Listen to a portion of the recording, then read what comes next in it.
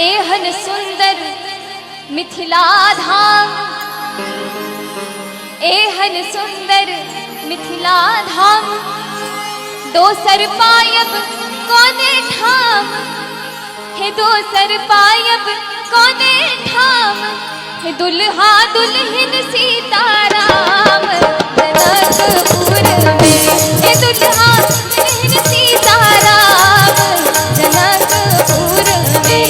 एहन सुंदर मिथिला धाम, एहन सुंदर मिथिला धाम, दोसर पायब कोने ठाम, हे दोसर पायब कोने ठाम, दुल्हा दुल्हन सीताराम जनकपुर में, हे दुल्हा दुल्हन सीताराम जनकपुर में।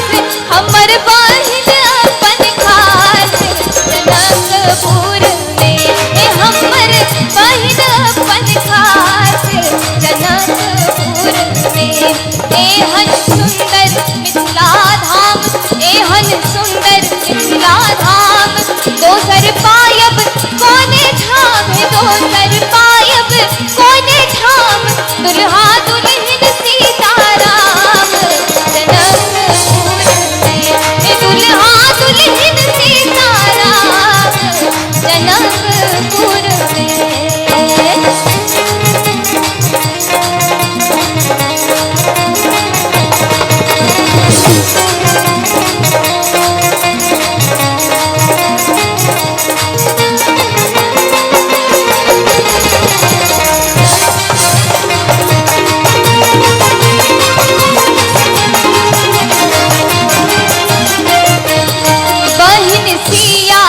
सुकुमारी बहिन सिया सुकुमारी, धिया जनक दुलारी, धिया जनक दुलारी, बहिन सिया सुकुमारी, बहिन सिया सुकुमारी, धिया जनक दुलारी, धिया जनक दुलारी, राम जी कैलन ससुरारी जनकपुर में, राम जी कैलन ससुरारी जनकपुर में।